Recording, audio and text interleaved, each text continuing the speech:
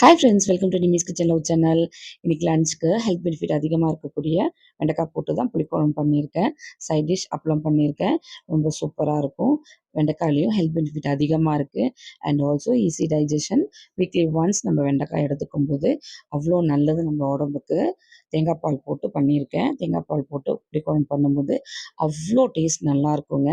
எத்தனை பேர் தேங்காய் பால் அரைச்சி ஊற்றி புளிக்குழம்பு செய்வீங்கன்னு சொல்லுங்கள். அப்புறம் ஒரு சின்ன டிப்ஸுங்க, வெண்டைக்காவை எண்ணெயில் வதக்கும் போது கொஞ்சம் உப்பு போட்டு வதக்குனீங்கன்னா அந்த கொழப்பு தன்மையும் இருக்காது.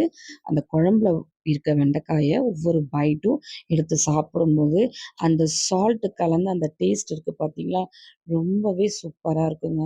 எத்தனை பேர் இந்த டிப்ஸை ஃபாலோ பண்ணுவீங்கன்னு சொல்லுங்கள். அண்டு தக்காளி நீங்கள் கட் பண்ணி வதக்கி செய்கிறத விட நீங்கள் அரைச்சி ஊற்றி செஞ்சு பாருங்களேன். அந்த குழம்போட கன்சிஸ்டன்சியே வேறு லெவலுங்க.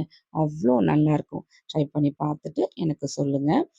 சப்ஸ்கிரைபர்ஸ் 47 சப்ஸ்கிரைபர்ஸ் என்னோட சேனலை சப்ஸ்கிரைப் பண்ணி எனக்கு சப்போர்ட் பண்ணுறீங்க.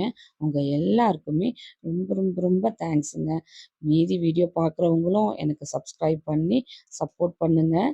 ஏன்னா உங்களை மாரி சப்போர்ட்டர்ஸ் தான் எங்களுக்கு இன்னும் வீடியோ போடுறதுக்கு ரொம்ப உந்துதலாக இருக்கும், ஹாப்பியாகவும் இருக்கும் எங்களுக்கு. ஸோ சப்ஸ்கிரைப் பண்ணுங்கள். வீடியோ ஸ்வைப் பண்ணாமல் ஃபுல்லாக பார்த்து சப்போர்ட் பண்ணுங்கள்.